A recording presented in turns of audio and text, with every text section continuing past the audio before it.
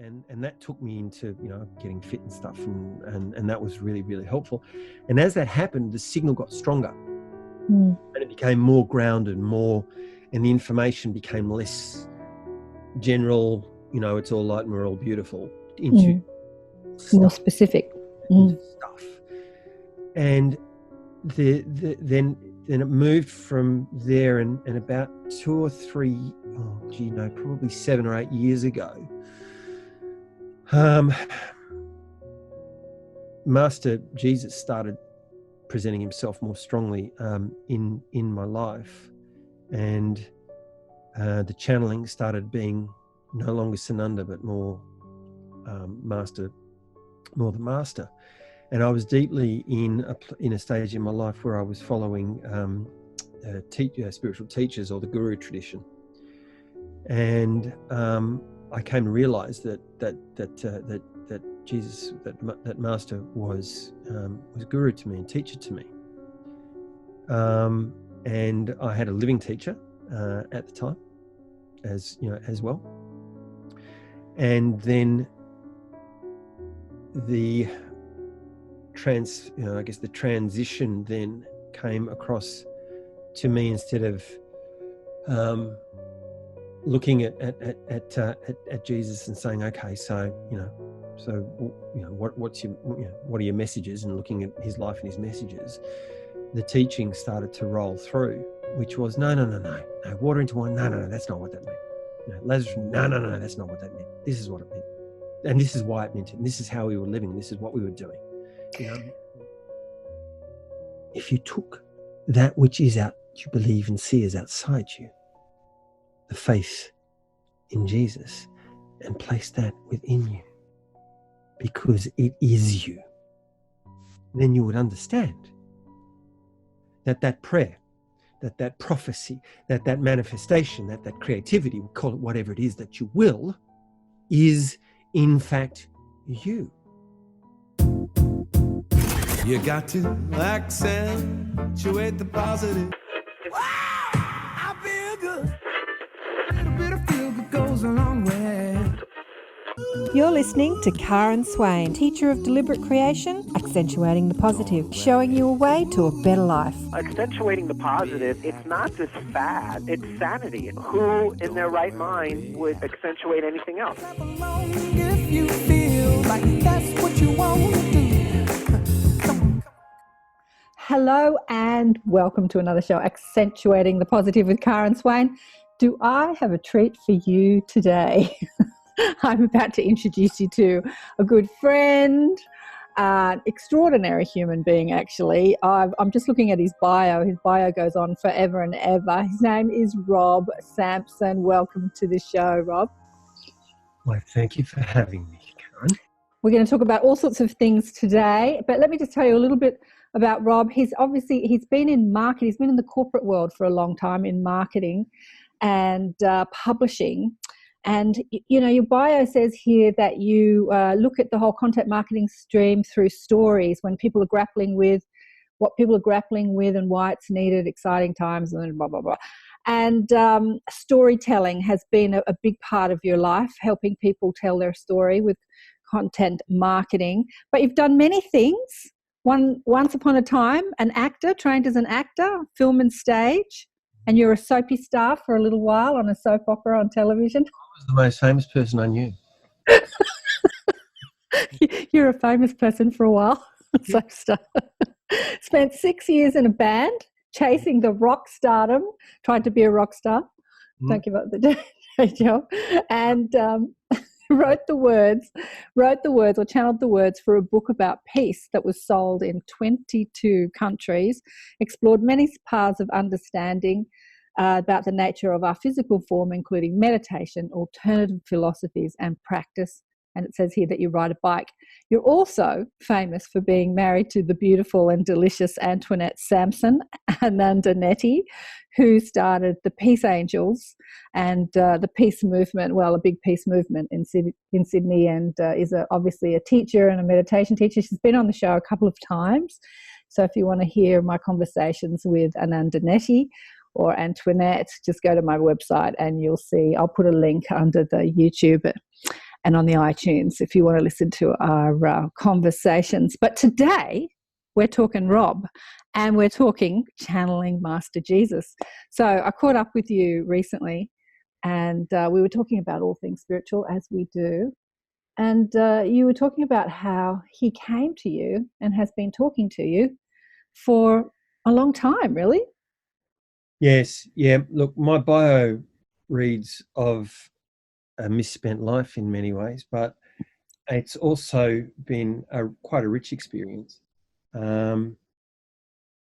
because the story is the same as everybody's story. We're just kids working our way through it all, trying to make some sense.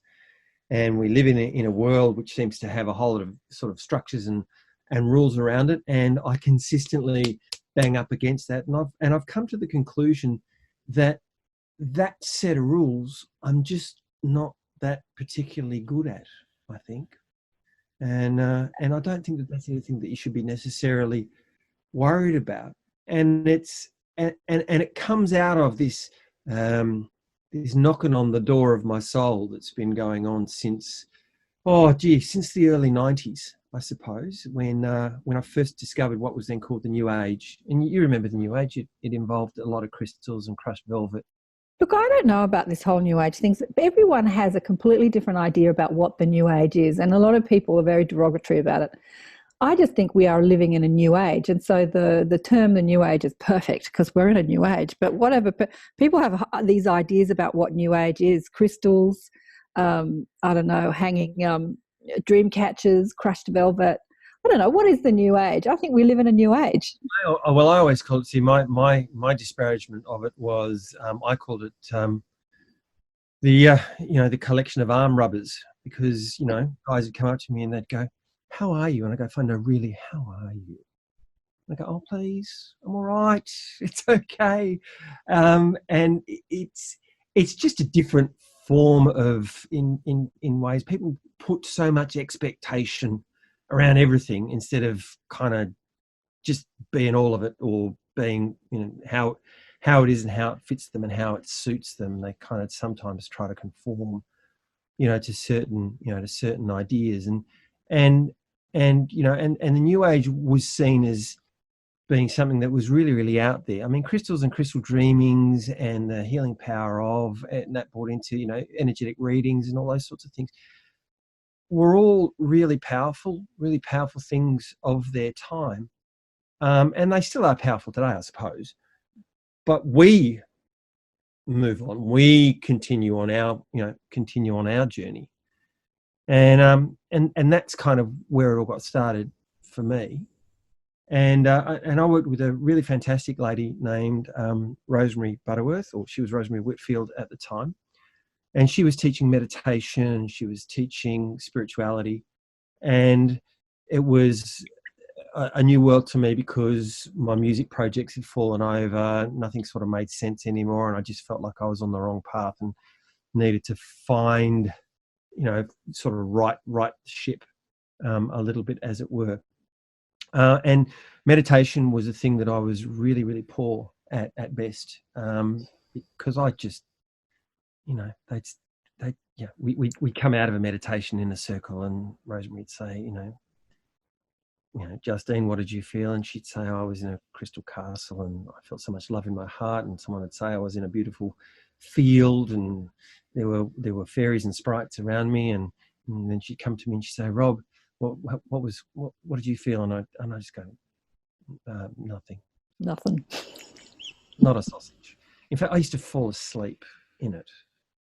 And it's only in the last couple of years I realized that your yoga, do you know what I mean? That thing that lights you up in terms of your own spiritual energy, your own spiritual life, is actually kind of specific, for people. And I know yoga means work, but it's some people are into mantra, some people are into meditation, some people's yoga is devotion, and mine, I think, was definitely not meditation. So I was terrible at it. So I felt like I was a very bad spiritual person, not particularly good at it. And what came about was one time was that Rosemary said, "Oh, we're going off to Scout Hall in 5 Dock on Saturday night. There's a lady there and she's channeling Archangel Michael." And I went, "Channeling, what's that?" And she said, "Oh, that's when, you know, the soul or the energy or the spirit of Archangel Michael assumes, you know, into the body of the person and he gives messages." And I went, "Oh, that sounds pretty cool." And that really actually kind of tweaked me. So I said, "Right, let's do that." So myself and my sister-in-law, we bought our tickets and we chuffed off to 5 Dock on a coolish winter evening, and we popped into the Scout Hall and there was a tea with an urn in the corner, and I didn't know what to expect, and we sat down in the front row, and then I moved to the second row because I didn't want to be too exposed, sort of thing. And this person came out and said, now I can't even remember the name of the channel, but for the purposes, her name's Marjorie. So I said, "Now, everybody, please, can you please settle? Can you center yourselves? Marjorie will be out in a moment, and she's in a very, very expanded state, and she's channeling very, very, very high energies. And I just want you to be aware of that so that you don't fry," sort of thing. And I went, "Oh my God, this is going to be incredible." And then a couple of minutes later, Marjorie was literally kind of like led out to a chair. She was in a trippy place, and she had a minder on each side who sort of ushered her through and popped her into her seat. And then they wrapped all these blankets around her because we were told that in the 5th dimension it's very, very cold, and that she was experiencing a lot of a lot of 5th dimensional energy, which was making her feel chilly. And then she sat down, and we all went quiet, and we sat, and we sat, and we sat, and we sat, and nothing happened. And then after probably 10 minutes of sitting, we get this: "Hello, dear ones. It is I, Archangel Michael, coming from the 5th dimension, sending you love." And I was so incredibly let down. You were let down? Enormously let down. Why were you let down? I felt let down because I guess inside me there's a knowing had a knowing that there was more, that there was. I think in that book that you talked about, the Peace Angels, there's a line in it which says, if you look and find, you'll see a glimmer or a glint of something greater than this. And I look at this, and I kind of go, is this it? Surely there's, surely there's more going on. And that was really what I thought I was looking for. What I didn't realize I was looking for at the time was that whatever was my resonant body, whatever was the antenna that was running inside me for the channel, was attenuating, and it was attenuating at a different level or a different frequency or a different iteration to Marjorie. So I thought, that's just, really? Is that channeling? Really? Is that what it's all about? And so we fast forward a couple of years to a point when I was about 29. So this is going back quite a few years, 20, 30, 40, I don't know, a few years. Yeah, gee, I'd be 36, 37 now. Yeah. So Me too. Yeah. We're 25 years ago. So 25 years ago, and I got my first full-time job. So came to Sydney as a teenager, went to NIDA, was going to be a TV star, then sort of got into rock and roll music and got a record deal, got into a band, and then I was going to be a rock star, and everything was happening. It was really, really cool. And then the whole thing sort of fell over, just completely went to pot. And I felt I was in a position where I had no options. I had a 2-year-old daughter, and had run out of ideas on the creativity and the creative or the performer's life. And so I'd taken the job, and when I took the job, it was like I just, I just crumbled, something inside me crumbled. And so I was sitting there one night, and I burst into tears because I was about to start this new job, in the real world.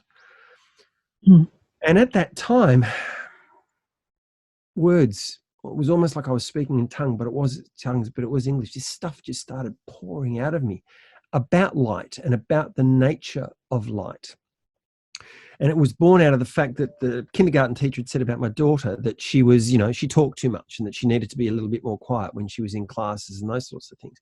And this stuff was coming out saying, no, light is just light. It needs to shine. It just needs the energy needs to be allowed to run the way that it's going to run. It's like a river. It's like it's like a current, and this current just flows, and you must just let it flow through you. And blah, blah, blah, blah, blah, and it's rolling out. And I wasn't in control of it. And this stuff was just rolling out. And Antoinette's looking at me and she's going, he's gone. He's lost it. It's been a great marriage up until now, but now I'm married to a basket case. And I'm going, blah, blah, blah, blah, blah. This is me. Blah, blah, blah, blah. I can't stop this. Blah, blah, blah, blah. Get the crystals. And whoosh, go. Get the crystals. Out she goes. She grabs the crystals. And holds my hand. And this stuff just runs out of me for about 90 minutes, and it turns off as fast as it switches on. And I fell into a deep, deep sleep. And I woke up the next morning and I rang Rosemary and I said, Rosemary, something very, very strange happened last night. Can I come and talk to you about it? I went and saw her and she said, darling, I think you were channeling. And that was where it started. And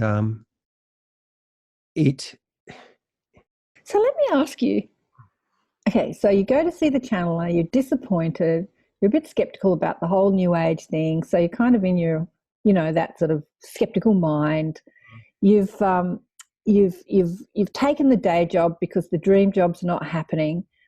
What sort of state were you in? Were you in a bit of a state of surrender? Like you weren't in the striving anymore? You're kind of in the like, I give up, I don't know, hands down, I can't do this life thing. Like where were you?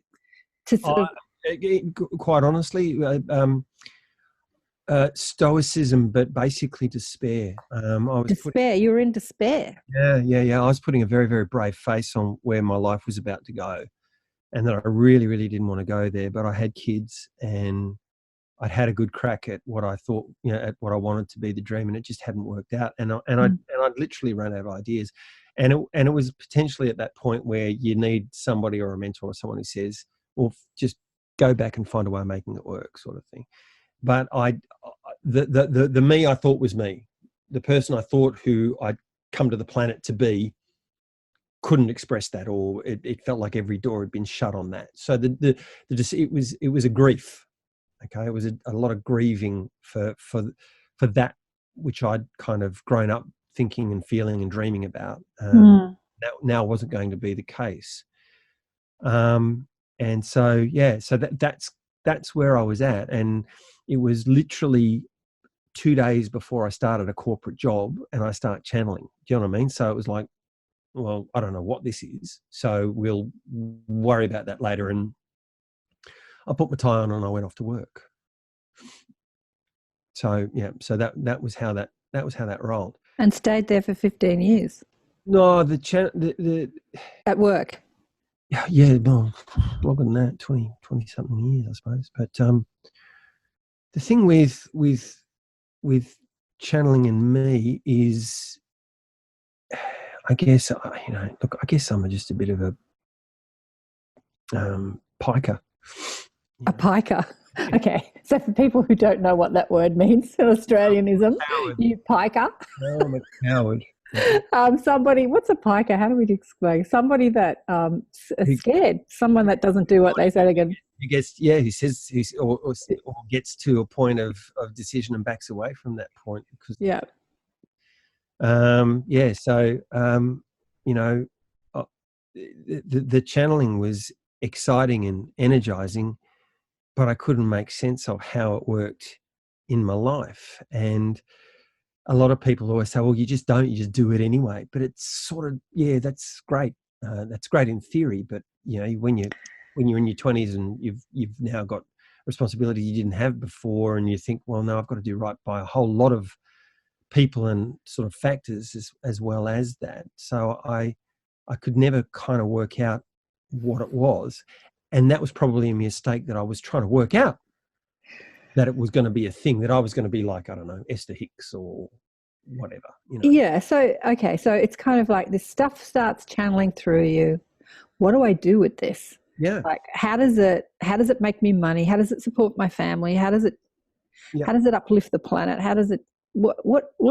I knew how it uplifted the planet. It was more egotistical than that. It was, how does it pay the rent? How does it, you know, feed my family? How does it make me famous? How does it make me famous? Yeah. Why did I go to NIDA to be an actor? I love acting, but you know, I went there because in year 11 or something, I was in a musical and I did a reasonably good job, and a girl clapped so hard she fell off her seat. I want to do that. That's me. Oh, darling, she probably fancied you. You know. And it was the same. It was the same thing with music. Love music, love the expression, but then there was notoriety and privilege, and it was different to the mundane and the ordinary and the everyday. And I loved that. And I wanted to. I remember coming home from studio at 6 o'clock in the morning or something, and I'm strung out, and I've been recording all night long, and I'm sitting on a bus of all things, catching a bus into the city to go to where I was staying, and I'm going home, and everyone else is coming to work, and so I was moving directly against that tide, and I felt so powerful in that, you know, and I went, that's awesome. So, yeah. I'm a terrible ego. Always had a huge ego, and well, we all do. I mean, that's why, you know, we come to this planet. We pick up an ego on the way in, and then we have to navigate this world through it. And but you know, there's so many people waking up to their channeling abilities, and I think that they have the same question. Okay, this is happening. What do I do with it? And yeah, we've got the internet now, so people get on YouTube and start channeling and put their channeling out there, and people listen and stuff happens. So good question, but it's, you know, big question. What is channeling?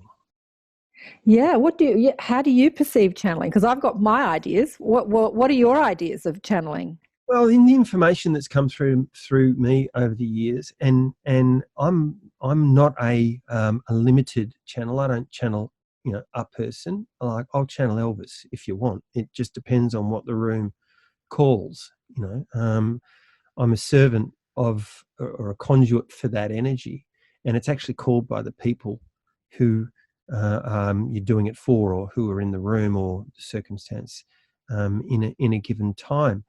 And so the information was that, you know, basically whatever you can imagine is real.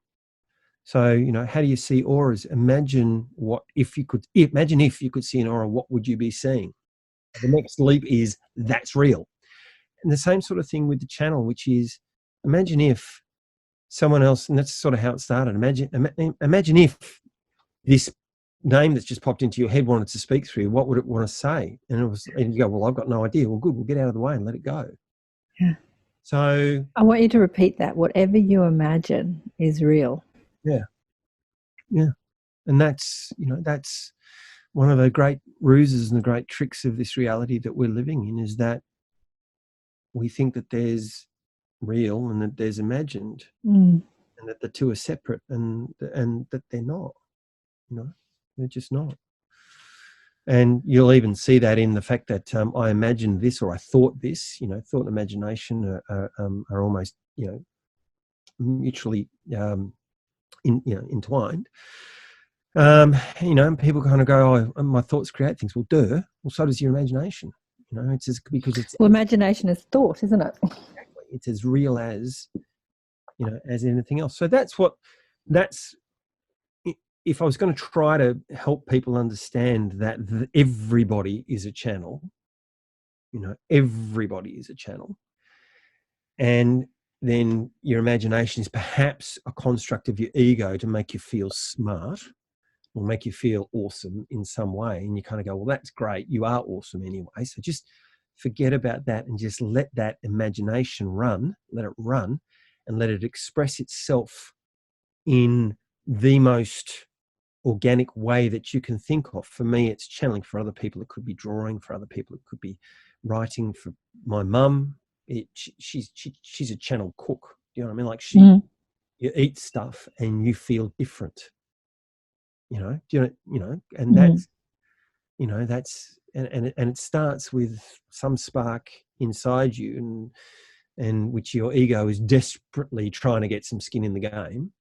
And so just give it the skin in the game. Just say, yeah, this is my imagination, but it's as real as this thing we're doing now, Okay, so apart from, I have to say, have you got a copy of the book there? I forgot to get my copy, the Peace Angel book. Yeah, hang on. So apart from writing the words down and putting them in that book, because this book is one of the most beautiful books. It came out how many years ago? It's got to be 20 years ago now. 18 years ago. 18 years ago.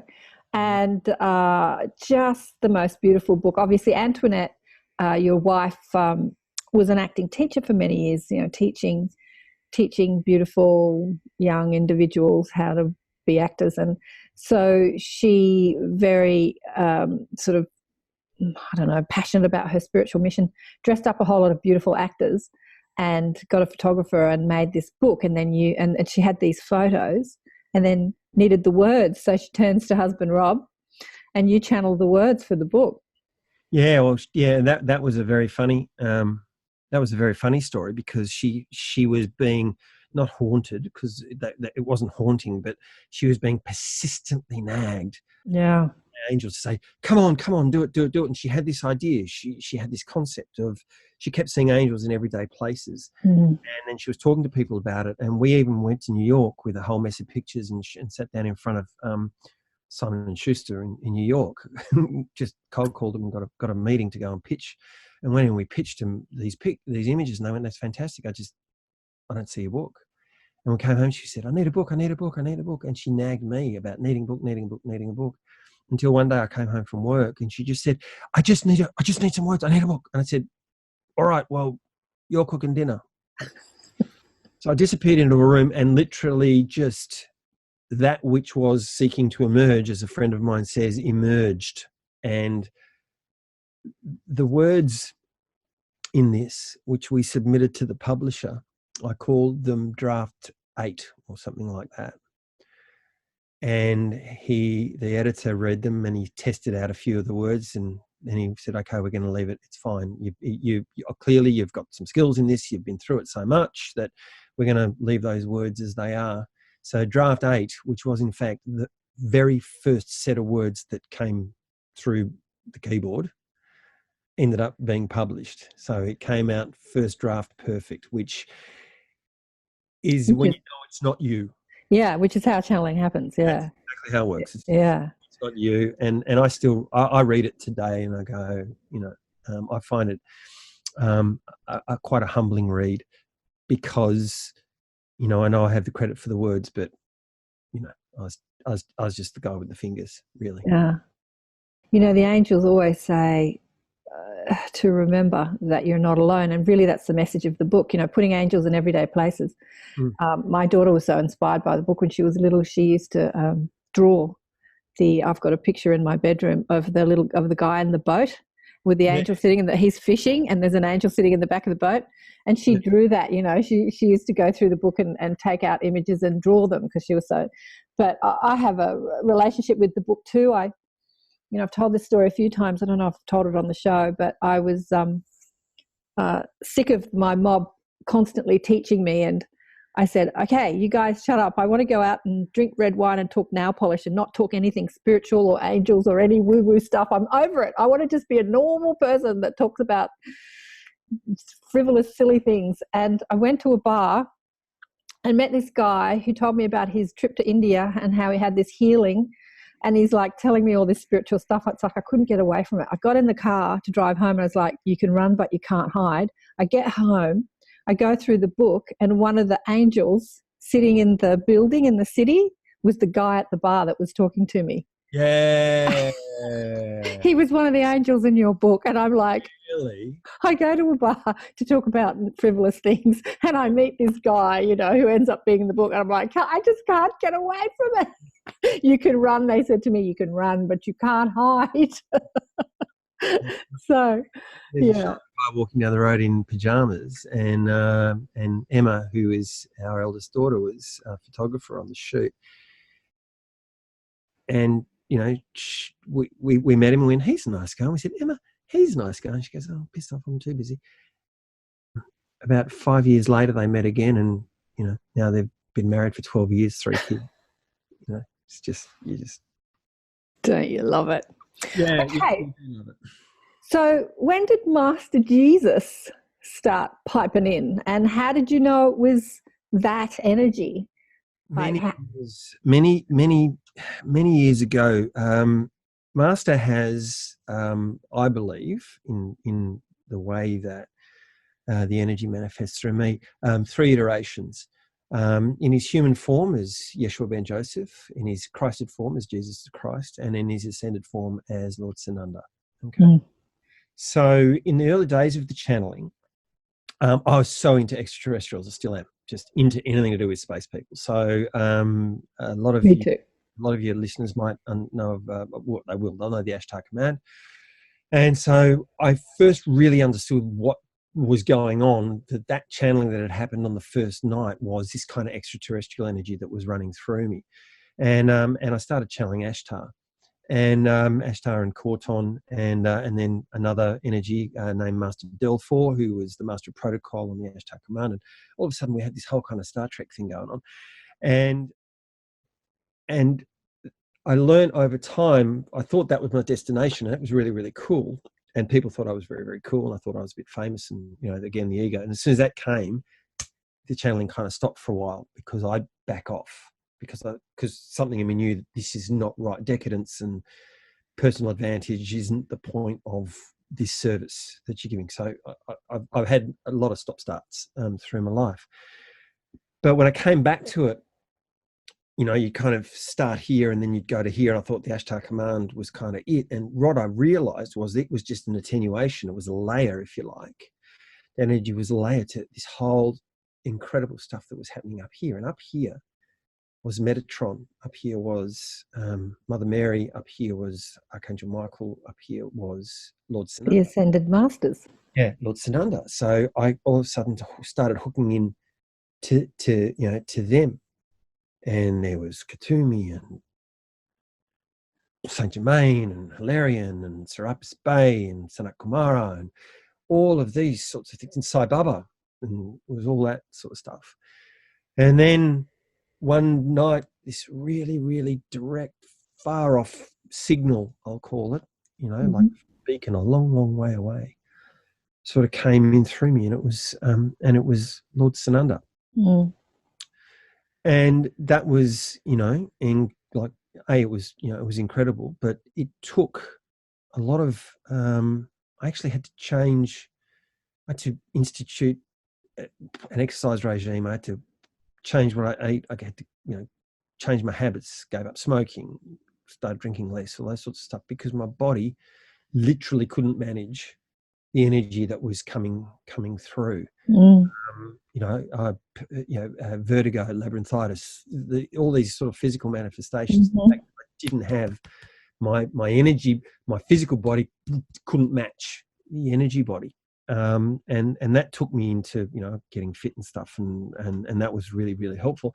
And as that happened, the signal got stronger and it became more grounded, and the information became less general, it's all light and we're all beautiful, into more specific stuff. And then it moved from there, and about 2 or 3, probably 7 or 8 years ago,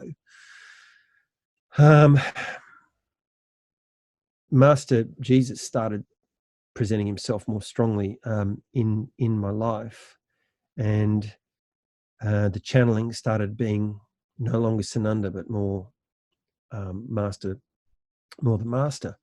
And I was deeply in a stage in my life where I was following spiritual teachers, or the Guru tradition, and I came to realize that Jesus, that Master was Guru to me and teacher to me. And I had a living teacher at the time, as well.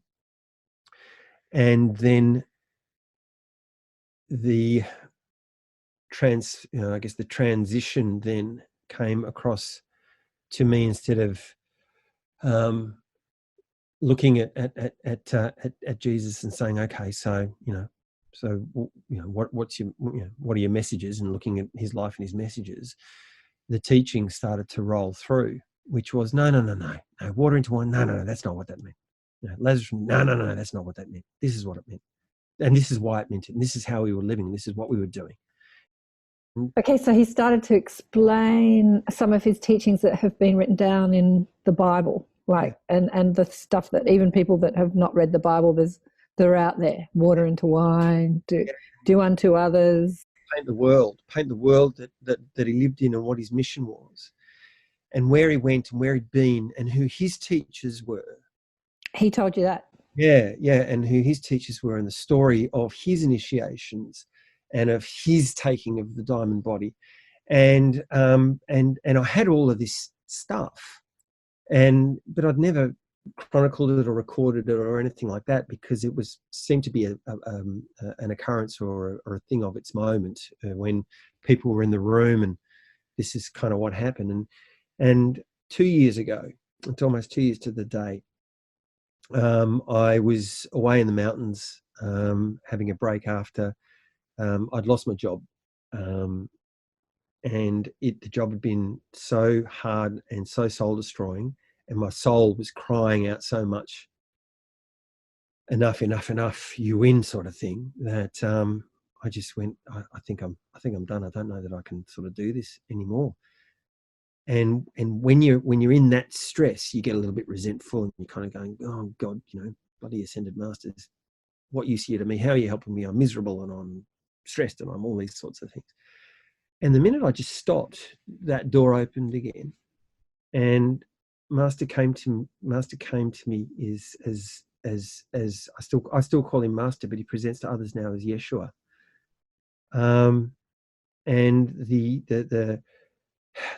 presence in the energy, the presence of the information, the presence of the engagement became really, really strong. And throughout 2017, I had many evenings in my home where we would invite people, and he would come and he'd sit, and he would give a discourse, and then he would say, come on, let's talk. Let's just talk. What's on your mind? And people are asking questions like, did you die on the cross? And he'd say, well, no, of course he didn't. Don't be silly. This is what happened. And you go, oh, what?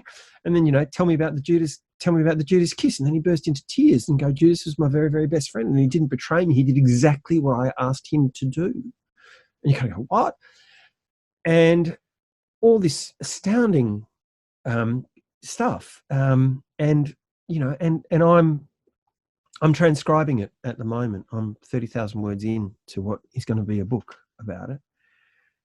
And I go, what a load of bunkum most of the time. So I'm transcribing stuff. I know you've got that fabulous mind, that likes to question. Yeah. And kind of go, is this real? Is this real? And what's coming through them, the profound kind of like, oh my God, I'd never thought of it that way stuff. It's like this. It's not me. I'm not that smart. I'm not that insightful. I'm not that at peace, And these are the teachings again. And there's, I could go on forever about what the second coming looks like, because he's got information, he's got teachings, on that. And it's no longer a how do I make sense of this, or what do I do with it? Look, that's someone else's plan, not necessarily. Well, it is. In fact, it is my plan, but it's not a plan that I'm consciously, or an agenda that I really consciously want to drive anymore. Because walking around saying that you channel Jesus is in some ways like putting a big target on you, on your forehead. Because absolutely. It's not as if you're channeling a collective consciousness from a star constellation in a galaxy far, far away. Okay, well, you kind of are actually. You kind of are, but it gives you calling it. But that collective consciousness. Calling that collective consciousness Abraham gives you an arm's length, for many people, anyone who channels Jesus is a heretic, or or could be the Antichrist or whatever, because we've got all of that stuff. And I grappled with it for a while, and now I'm just kind of like, yeah. Yeah, you got to give up the grappling. But the name Jesus Christ and what's happened on this planet since that story and that life and those lives have been lived, and how the story has been repeated, and the different timelines it's lived on, and it causes a lot of controversy, and. But it's also being a middle class guy on the North Shore, in Sydney's North Shore. It's also just another thing that you run around going, "Hi, how you going? I've been channeling Jesus. Would you like me to do it for you?" It's it just does people's heads in. But having said that, there are many people who are really, really thirsty. Well, there are many people that are thirsty, and there are many people that are doing it now. Putting it out there. I'm channeling Jesus, writing books, and saying this is Jesus. So it takes a certain amount of courage to do it, and people are doing it. Are you up? Are you up for the job? Even inside all the controversy. So, do we want to hear from Master Jesus? Yep. I don't know. I don't really have any questions for him.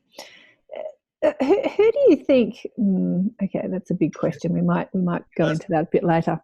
Hey, we have to ask the questions, because the core, again, one of the great things about the channel is that if you get out of the way, people say, "Can I come and see you?" Right? And I kind of go, "Yeah," and they go, "Well, this is what I talk about." I go, No. I'll see you when I see you, because they've already asked the question, and the question's out there, and then the answer, they come and sit down, and I just start going blah blah blah blah blah, and at the end of it, they go, "Oh my God, that's exactly what I wanted to know." And I think that that's a good confirmation for me that I'm out of the way, that I'm serving the moment as best I can. So it's quite often good not to have questions. Yeah. Not to have the questions. Yeah, not to know what the questions are. For you not to know, or for me not to know? For me not to know. So do you prepare, or does it just, like you said, that when it happened, it just started happening? There was no preparation time? In order to control it, in order to serve it more authentically and more, I guess, humbly, you do prep a little bit. So I'll have to, in order to make sure that I'm doing good by everybody, I'll need to do that prep now. So it's up to you whether or not you cut it out. Okay, well, let's go. Let's bring through Master Jesus. Well, Lord Sananda. That's if that's if. Yeshua Ben Joseph. Stream of consciousness. Oh. A nice message.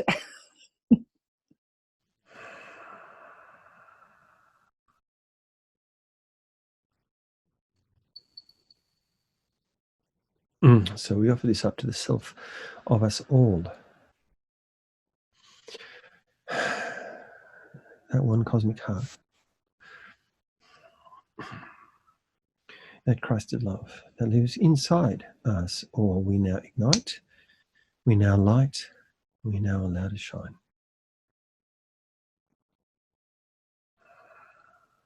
Be at peace, for around you now are anchored sentinel angels. For in this moment you are sanctified. In this moment you are safe. So allow that which would be your map, allow that which would be your direction, allow that just to cease, just for this moment, just for this time, and be.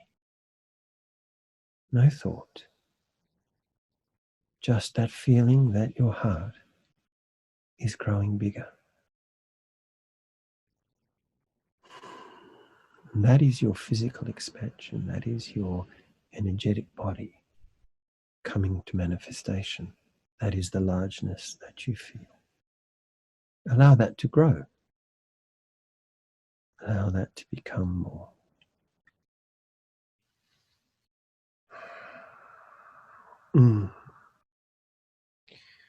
I observe and I acknowledge the tribal elders and indigenous owners of this land upon which we are meeting. We ask humbly for your permission, and we thank you. And we thank you. We come here in peace. We come here in love. We come here to nurture the land. And we welcome your presence here as observers, but not as participants. You're here now. Hello. Hello. And welcome. Thank you. To whom am I speaking? Is it an identity or a stream of consciousness?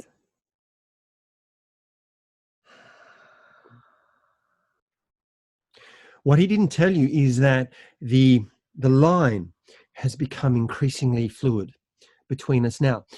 It is no longer enough. It is no longer purely about, I am the teacher and you are the student. For you are that. You are that master. That mastery lives within you and must now be nurtured, must now be powered up, must now be energized. So it is no longer enough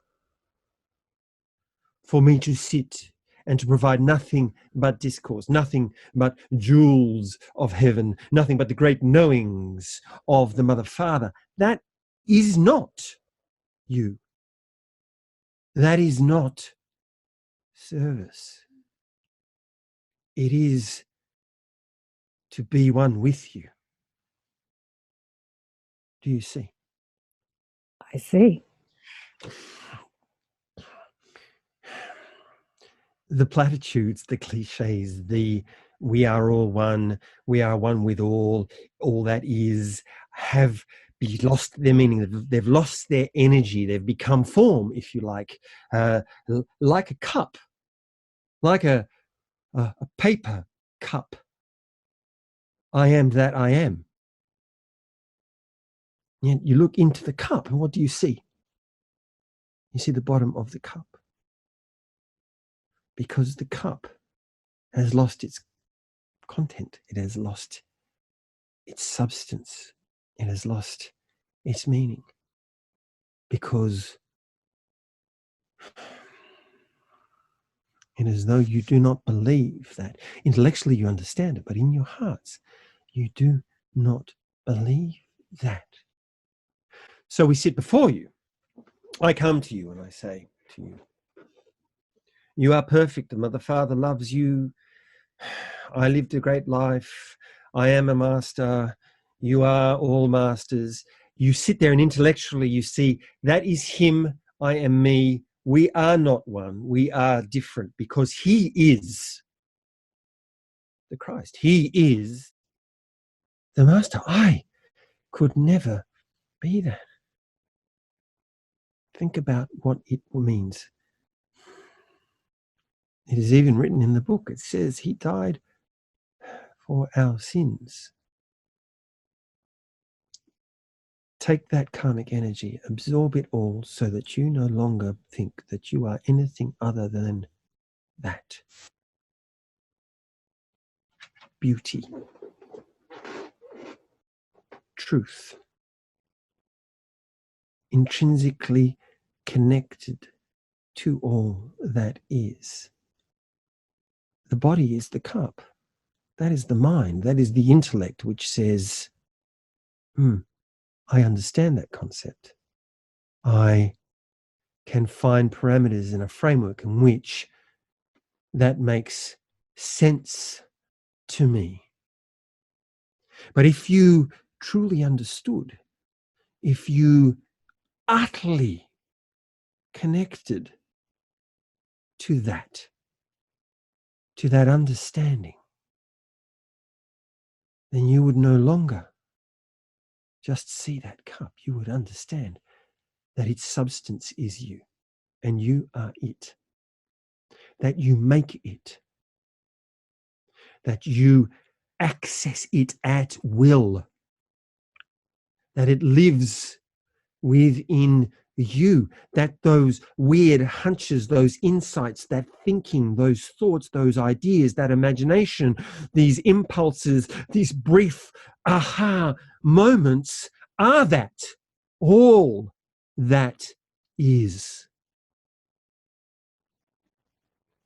And if that is the case, why do I stand before you as one who knows more than you? I say this to you. Today, now, what have you to teach me? I am eager to learn from you.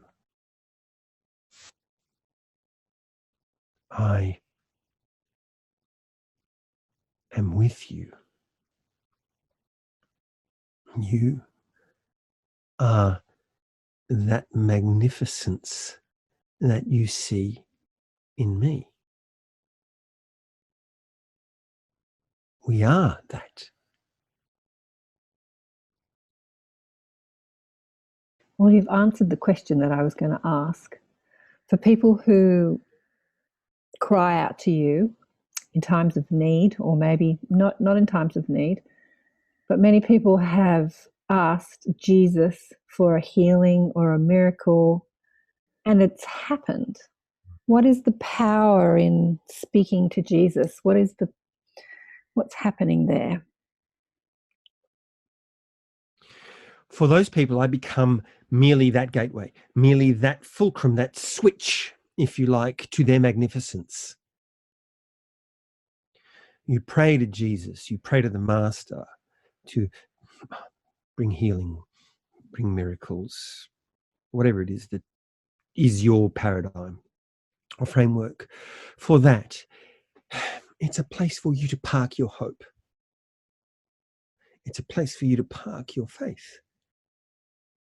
The next step is to understand that as eternal, multidimensional beings, if you took that which is out, you believe and see as outside you, the faith in Jesus, and place that within you, because it is you, then you would understand that that prayer, that prophecy, that manifestation, that creativity, we'll call it whatever it is that you will, is in fact you. It is you at work. You see, if you understand, if you really truly understand that heaven in earth is not coming because it is here. It is here now. This is the paradise. This is the Eden. And if you do not like what it looks like or what it feels like, then get on and change it. And how do you change that? With the power of your intention, because you are God. You are that. And once knowing that, how can you play small? How can you say, please, Jesus, take away this pain. Please, Master, come to me and help me through this difficult time. You are that Master. I will walk with you in the moment. You will hear my voice. You will feel my breath. You will see me in everything around you, because the fabric of your creation will shift. It will move. It is all energy. Do you see that? Yes. It helps us. And when I say that us, I'm speaking in the one vernacular. It helps us as we chart this series of experiences through this life. It helps us understand, why did we come here? Because you came here to know that you are God. And there are those who will do that by knowing what God is, some by knowing and experiencing what God is not. I was speaking to the channel the other day. We were speaking of the atheist. The atheist is magnificent. The atheist, in many ways, is realized. The atheist chooses to experience God through nothing, no thing, a place of emptiness. And you must understand that inside that emptiness is no thing. There is merely potential. Potential is opportunity for anything. Limitlessness. So while you may look at the atheist and go, that poor soul, he will wake up one day and realize that he was wrong and that there is a God. And then there are the others who believe, and they will wake up one day and they will say, ha, ha, ha, I was right and you were wrong. There is a God. That will not matter, because at that point it will be, hello, brother, hello, sister, hello, mother, father. It is good to merge with you again in love.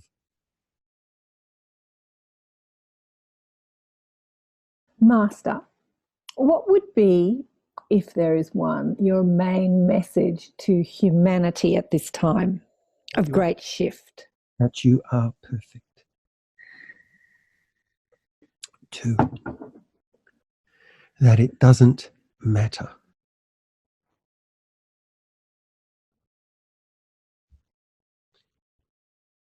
You come here from the eternal infinite. You enter this realm in a state of utter perfection. Original sin is not about a man and a woman and an apple. Original sin is the first hint of that which is not God that enters you in the form of thought at your point of entry into this world. Not at your point of birth, at your point of entry, at your point of genesis. Yes? You came here in perfection. Then we fast forward through a period of time. Linear time, because time is not linear, but in this world it is. Linear time. We get to the other end. And it matters not if you were good, if you were bad, if you were evil, if you were happy, if you were sad. You decay. You cease to exist in this form. Your soul is liberated. Your energy returns to the eternal infinite, or perfection. So we start perfect and we end perfect. So we already know the end result. We already know the outcome. The outcome is perfection, is returning to the heart of the mother, father, to the central sun, to Gaia, to call it what you will, to that point of pristine perfection from which you entered. You return. We know. Look inside your heart. Stop. Close your eyes. Think. Look deeply. You know that is true. You return to that. If that is the case, how can you lose? This is the challenge. This is the great moment of utter responsibility, of absolute accountability for who you are as a being, which is, if I am perfect when I begin, if I am perfect at the end, then what do you choose? What do you want to do? How do you want to spend that time? Because regardless of what choice you make, regardless of that decision, you will end in perfection. That is impossible to avoid. So, you are now free. You can now choose anything. So this bit you call your life. This bit with the highs and the lows and the peaks and the troughs. What are they? They are the experiences that you chose to create so that you could understand your true divine nature.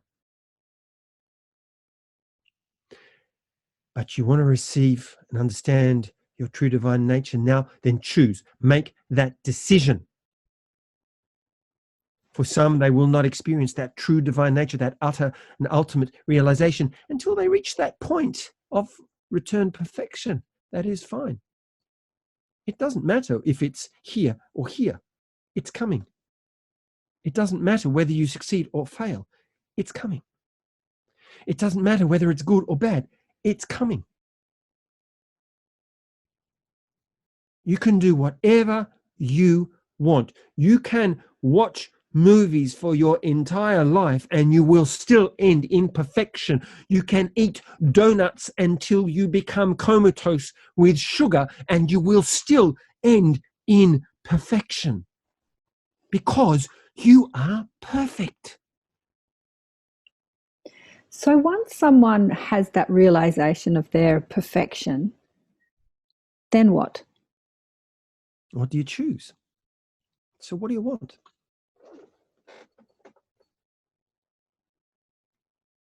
It's a playground. Go have fun. The mother, father's got your back. They're looking out for you. They're looking after you. They'll make sure that you don't hurt yourself. And if you do hurt yourself, you end up in perfection. You are free.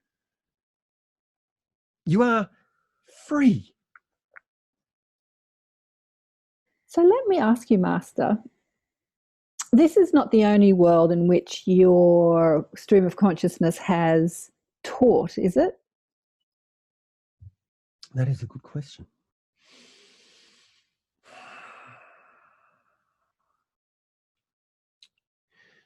The Christ energy is eternal and it is interdimensional. And it is also manifest and channeled through others. Think of Sri Satya Sai Baba. He was called the Cosmic Christ. Yes? Mm. Mm. Mm. He read from the chapters in the book about conduct because this is not a message that is nihilistic or meaning that life is meaningless or pointless at all. It really is about the expression of your divine truth and of your divine self through your body. And that may not be to eat donuts and watch movies. If you are here to be that beautiful and pure expression of the Mother Father's love for us, how will that express? How will that express? How does that express through you, for example? How does that express through you? It expresses through your wonderful ability to speak, to meet, to talk, to share stories, to bring ideas together, to disseminate, to train, to mentor, to heal. Yes? That is your expression? Mm-hmm. Yes.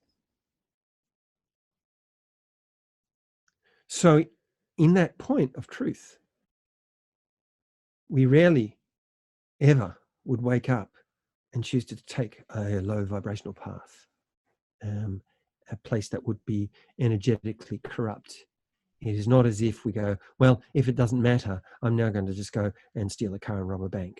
It doesn't work that way.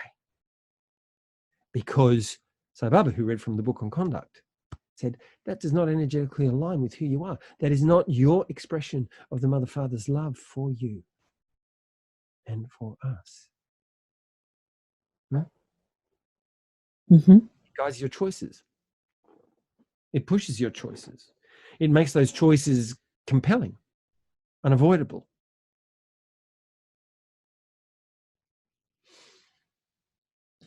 So when you were on Earth, what was it that you were trying to teach humanity? The same thing, I suppose. I suppose it's the same question. Teach humanity anything.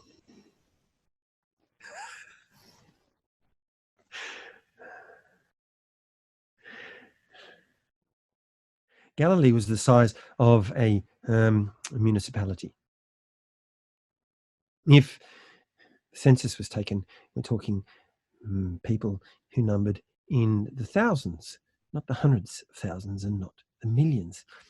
So an entire pantheon of thinking and of teachings has grown out of a very, very, very small patch of land next to a lake.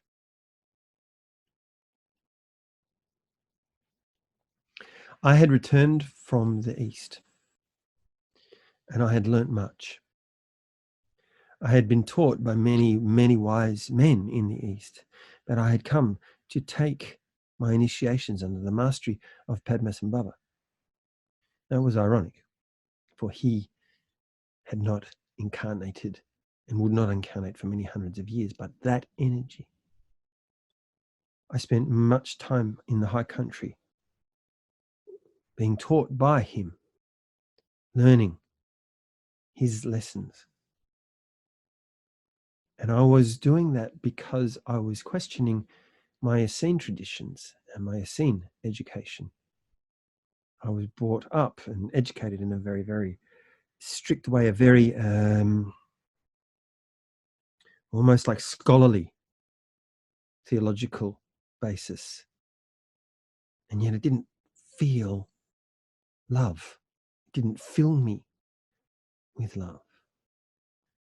So when I returned, you would effectively look at me as being a Buddhist.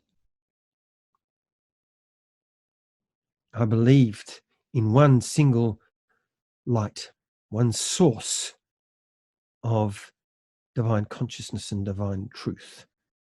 So I was not a Hindu, and I did not believe in the Buddha versus Allah versus, it was all one God. And those mysteries, that energy work that I had been experiencing, that field I had been playing in when I returned, I shared.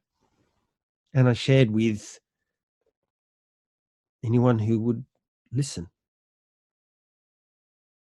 And much like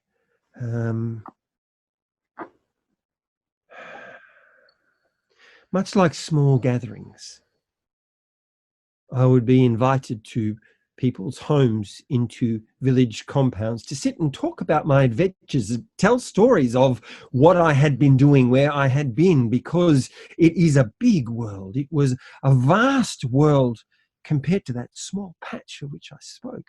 And I had been traveling along the Silk Road. I had been through the trade routes and ended in the East. So it was as though I had returned, that I had come from outer space. People were very interested.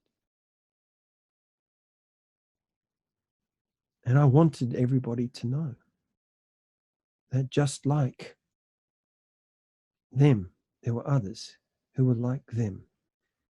And the love of God that drove and informed our lives, drove and informed their lives. We were not different. We were the same.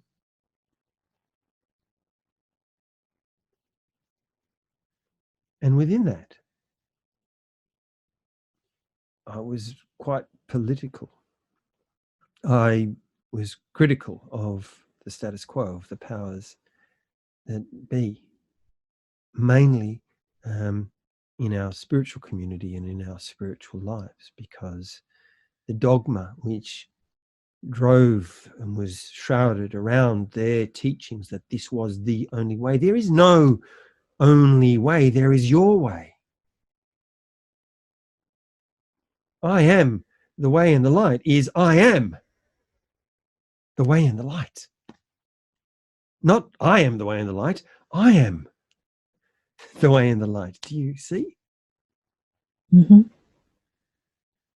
And that great central I am presence, that one singularity, and our journey to that is the truth. Our rules that we divine for ourselves through our responsibility of understanding and knowing that we are that, drives that truth. Not a book, a manual of that which is and that which is not, interpreted by gender-driven intellectuals who no longer connect and respond with their heart, but merely with their minds, because their egos have now overtaken their capacity for true compassion, for humility, and for the unbelievable vastness of the knowledge that lives inside them and inside all of us. That is what I railed against. How did the teachings of a teacher or a prophet to a small group of people become, over a couple of thousand years, the phenomena that it is today? Wars have been fought over this name. People still abuse each other on the internet over this name. I suspect that the comments on this show will be interesting because of this name, Jesus Christ. How did it become this from the teachings of a prophet or a teacher to a small group of people? Do you know?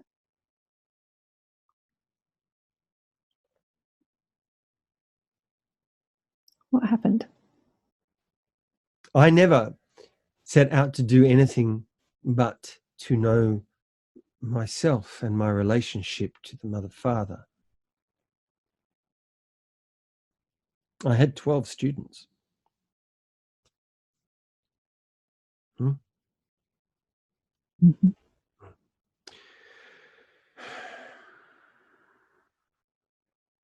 It was seen that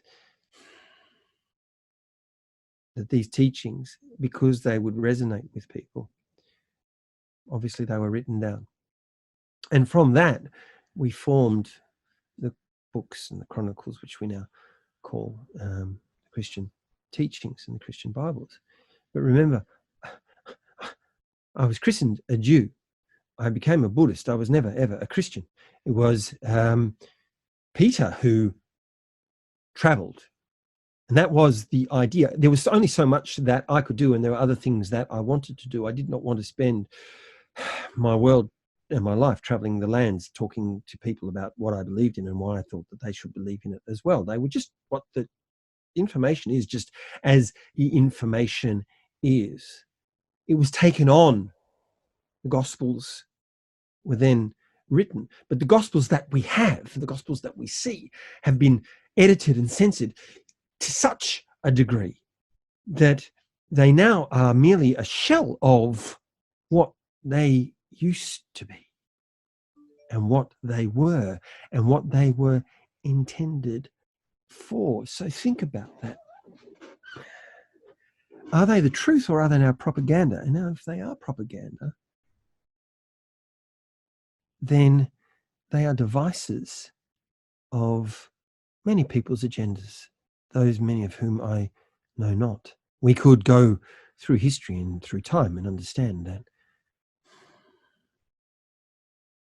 caste systems, if you like, are built on those who are deemed to be closer than God and those who are not. So there is a whole societal structure that is put in place as a result of the propagandizing, if you like, of the texts and of the teachings. And if that is the case, then they are like a book of spells. They can be used and manipulated in any way that the user feels called or driven or desires to do. That would explain a lot. For when two sides are fighting for God, that is the truth. They are. Their perception their understanding, their desire, their ego-engaged mission of what it is to be God. And that is not what the teachings are.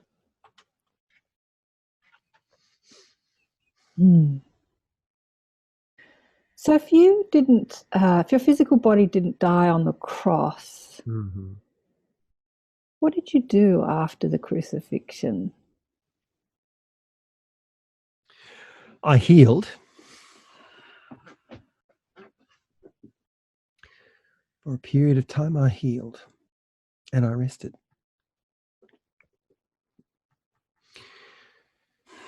And I did not leave my homeland for a matter of 3 months. Because was I nailed to the cross? Yes, I was. Were steel pins hammered through my palms? Yes, they were.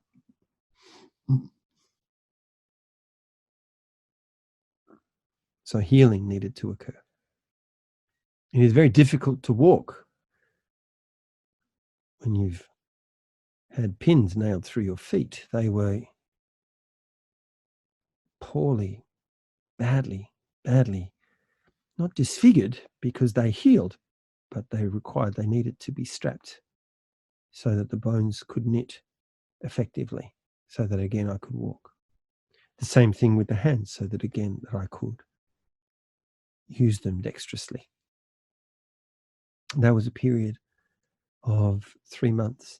The healing balms were Ayurveda, ancient herbs, oils, recipes from the East. And they were very effective. My state was deeply, deeply meditative. You would have not been wrong to have thought that my body had ceased to breathe, but it was deeply, deeply meditative. But I left and I traveled for a short distance, only 10 or 20 miles, to a village where I could remain. Remember, there was no electronic means of communication. There was no postal service. There was no way of moving information efficiently across distances. So if that was the case, to be 10 miles from the site of my undoing was a long, long distance. So I rested. And after my health returned, I left. And I returned to the East for a period of time. I went back to do more work, to speak again with the Hindu sages and the Hindu scholars, to understand their methodology. Why all of those gods? Why all of those gods when there is only one God?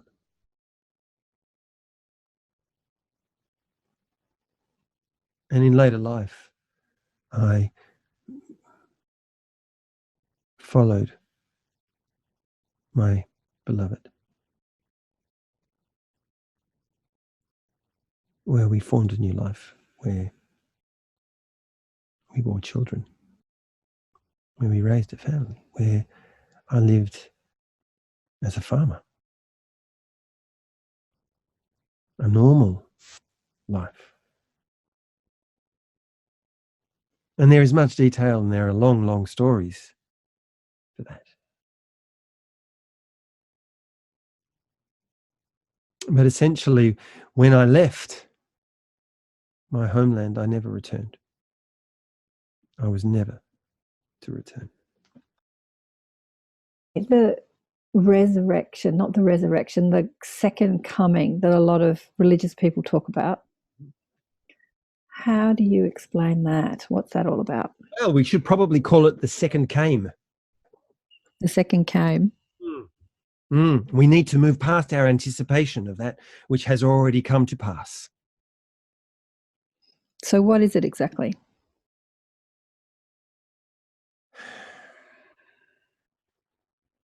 It's the re-emergence of the heart of the soul of the Mother Father into our lives, in its divine presence, into our beings, into our bodies, into everywhere that we see it. It comes in, manifest in a variety of ways. You are experiencing it now in this very moment, just as you, all of those people you say who are all around the world, who are all channeling the Christ. It is a vast energy. There is much information. There is so much to bathe in. And to hold it off as that which will come serves you not. But it does serve propaganda. It does serve, it's very, very good marketing. If you think about it, it is very, very good and very wise. Create a need that will never be met. But that is not true. Call it the second came. It is here now. It is here now. You merely need acknowledge that. Heaven is here now. If you acknowledge that, then you will begin to refine it. You will not kind of go, oh, it is something I am given all the time in meetings and in communions with others. They say, if this is heaven on earth, why is there so much murdering? Why is there so much starvation? Why is there so much poverty? Well, if that is your view, if that is what you see and that is not comfortable for you, then make different choices. Change that.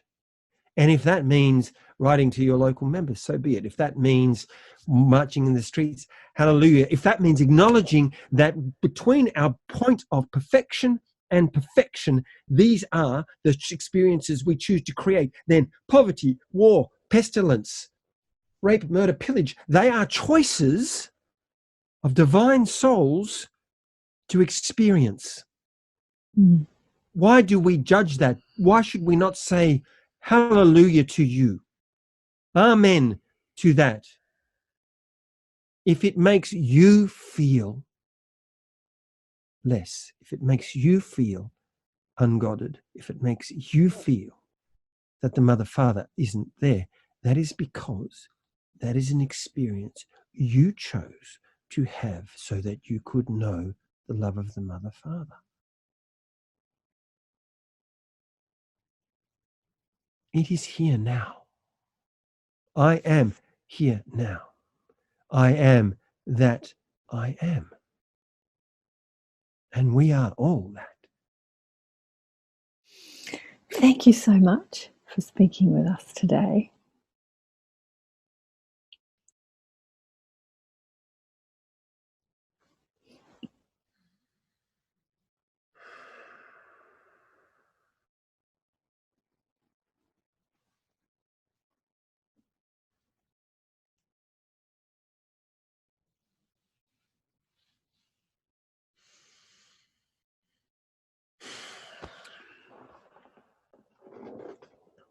And as quickly as that, he was gone. So how does it feel when you're doing that?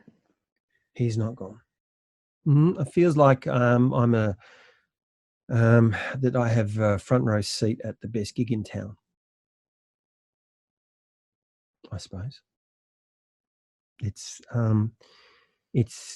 very it's privilege. It's, I mean, you say humbling because that's a bit platitudinous, but it's I feel really lucky.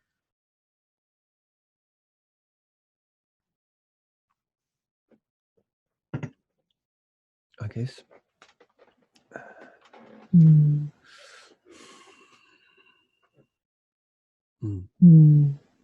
I feel logical, like it just feels natural and normal.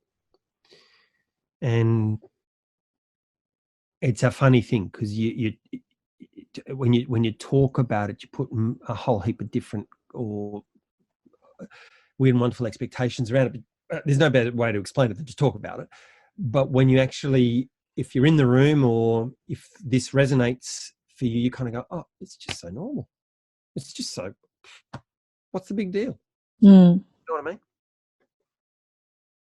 Yeah, well, I suppose each individual has their relationship with what they believe to be the Christ of consciousness, or Jesus Christ, or Lord Sananda. And,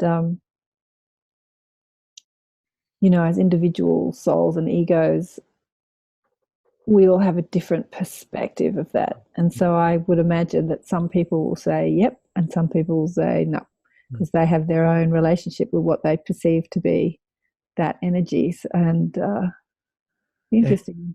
And, you know, and what people think of it is actually, it's, you know, the old saying is, what other people think of you is none of your business. The only way I can serve it is to present it as it is, and then over to you. Yeah, exactly. Because it is you. You know, it's for you, called by you, and I'm talking in the broadest you. You know, in the collective. Yeah. Collective you. Actually, he didn't answer that question. Have you served other worlds? He went around that, skirted around that question. Because I see, you know, Jesus, or the energy of Jesus, as a being that's been in multiple places, like a cosmic being, like an alien. Jesus is an alien. I'll call this Jesus is an alien. No, I won't. Yeah, so I called working as one of my working titles for the book was Jesus Drives an Uber.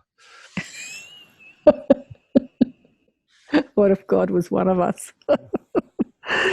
No, but the message is really about self-empowerment, which is the message that all deliberate creation teachers teach, and is that you're the creator. That it's not about Jesus or God creating your world. It's about you aligning your energy. And 333, just looked up. 333.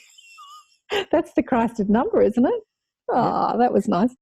And look, he'll, you know, if the room calls the Sermon on the Mount, then the Sermon on the Mount will be delivered, you know, and or you know, or that kind of form of interaction. But it always, at the end of it, he sort of says, so what's happening? Because Master's really, you know, this idea of the second coming, we've got to normalize it in our lives.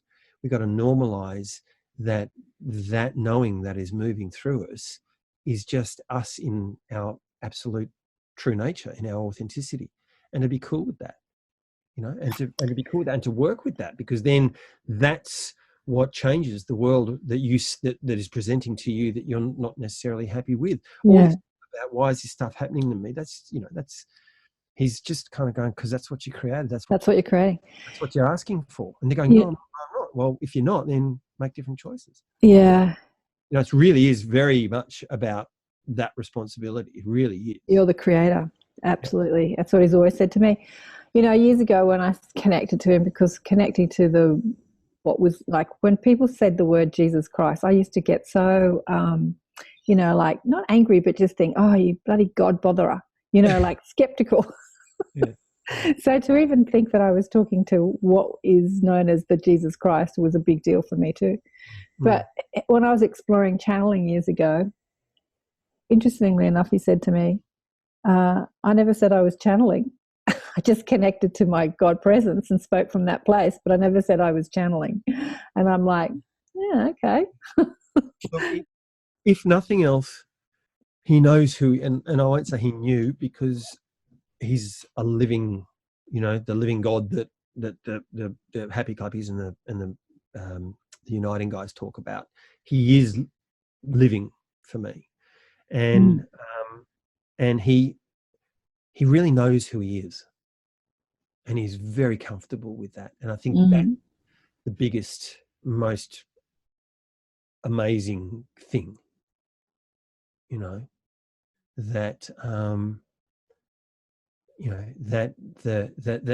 even in the doubt, he knows who he is. Even in the, you know, there's a fantastic story that he tells about when he went into the desert. You know, he went into the desert on his own, kind of going, I got this. And he came out of the desert going, I don't know anything, because I'm trying to fix this on my own, and I can't do this on my own. I can't, you know, I'm so arrogant. I'm so unworthy if this is the way I'm going to approach things, the way I'm going to approach my life, if this is how I'm going to honor the divine. So so, you know, and you just kind of go, oh my goodness. So all that stuff about being tempted in the desert, and you start looking at the allegory of all of that inside the Bible, and you go, so that's what was going on. But he didn't go in doubt and come out knowing. It was exactly the opposite. And went in going, I've so got this wired. I so know what I'm about. And he came out and going, you arrogant, egotistical fool. Well, you paint the picture of him being very human, which is nice. Because I think that people have painted the picture of him being this like superhuman being. Yeah. And prodigiously intelligent, but also he's prodigiously not so much in his. He was incredibly rash. You know, he was he played with energy, experimented with energy, he was huge into Kundalini yoga, but had a really, really powerful mechanism, powerful instrument for pulling the energy, and he would send himself bonkers from time to time because he'd just say, give me more, give me more, give me more. You know, I want to experience more and more and more of the divine. He'd go a bit bonkers for a period of time. And, you know, and none of this is written about. And the only truth, the only existence of this is the stuff, the information that I've been given that I'm writing about. So, look, it's going to, you know, stir up an absolute hornet's nest, I'm sure. But it really helps you understand probably why there is such a broad energy around him 2,000 years down the track. Do you think the story of Jesus, which was a question I was going to ask him actually, is the story of one man's life, or do you think it was many?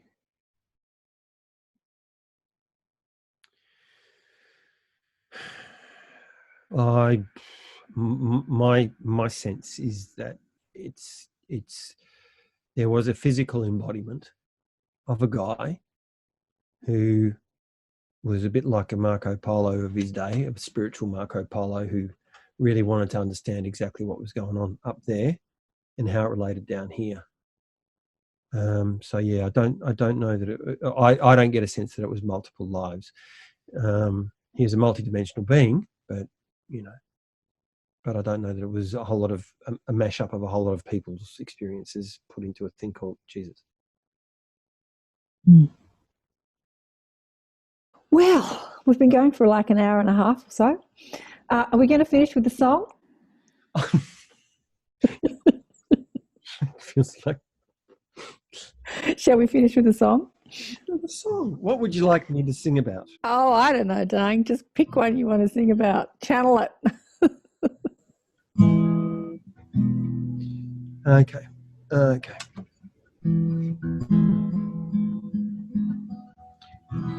So this is a song that like a mother song.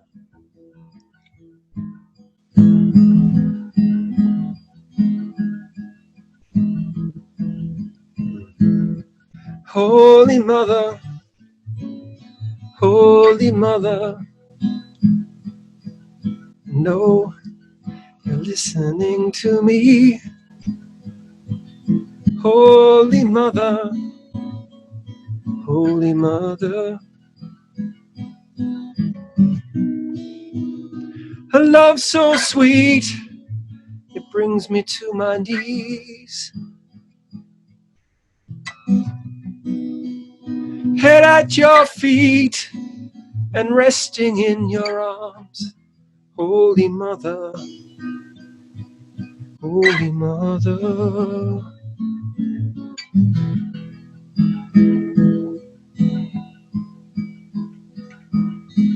Is this your citadel for peace. Ananda Neti, Ananda Neti, beyond the firmament is bliss. Ananda Neti, Ananda Neti. You come to me across the field of dreams, beyond the known, beyond the real. Ananda Neti, Ananda Neti.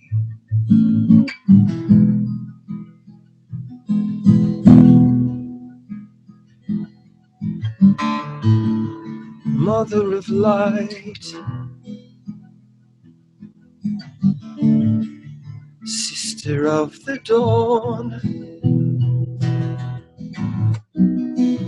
mother of angels,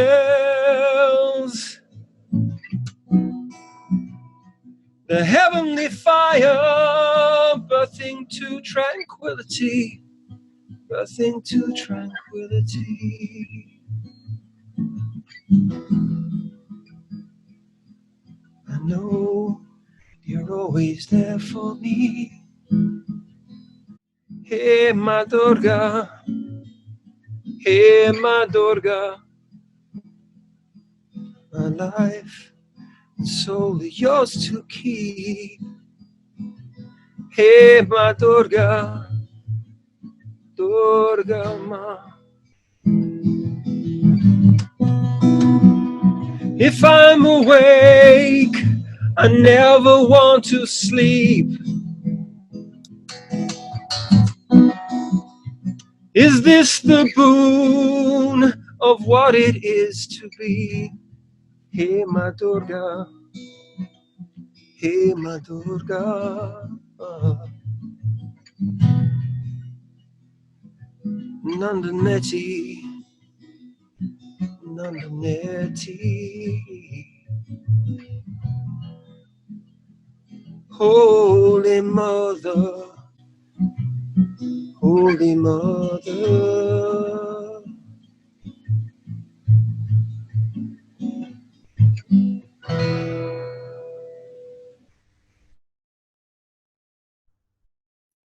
Beautiful. Oh, I think we might have to wrap it up now. Thank you so much, Rob, for sharing your story and sharing Master Jesus with us today. I was really grateful for the opportunity and I had a lot of fun. Thank you. And for that beautiful song. So if people want to know more about the channelings and yeah, there's a page. It's a closed group, but if you get hunted down on Facebook called Conversations with Master Jesus, then I'll happily, just allow you in. You then once you're in, you can refer like-minded friends, and they're welcome to come along. Maybe I'm probably, I reckon, about 6 months away from publishing the book, so maybe we can have a chat about that sometime. Yeah, we can do another one in the future. And if you're interested in Peace Angels or all things to do with peace, I'd welcome you to go and visit my wife's site, because we're basically two sides of the same coin, and that's Ananda Neti, Ananda, Ananda Neti, Netti, all one word, .com. .com. Beautiful. Thank you so much. Thank you. Bye-bye, everyone. Well, what do you think of that? Channeling Master Jesus. That was fascinating, wasn't it? Ooh, I'm going to have some interesting comments on this one. People are going to love it. People are going to hate it. Doesn't really matter, but everyone's got their own idea of who and what Jesus Christ is and how he, them, it, she, I don't know, the consciousness, how it's supposed to look when channeled through a human being. Just remember that everyone that channels is channeling through their own instrument, which means it's coming out in their voice and their personality, coming through the filter of their brain. So that's why the one entity channeled through many different people can be different through many different people. I have to say that the message that came through Rob today is the same message that Master Jesus tells me when he's speaking to me. And if I was channeling him, well, I do all the time really, but you just see me, my personality, my voice, you just see me talking when I'm doing my teachings and when I'm doing the show as well. So I'm not declaring that it's any other than me. And the Christ consciousness is the unity consciousness, the loving consciousness. It is the power of being a deliberate creator, knowing that we can flow our energy and we are the creators of our own life. So we're not seeking that outside ourselves, we're seeking it within us. And that's really what Rob was saying, or Jesus was saying. It's what all great teachers are saying. So thanks again for joining me for another show, Accentuating the Positive. And I'm not going to plug anything tonight. It's the afternoon here in Australia now. I'm going to go and have a cup of tea. So love you all. Bye for now.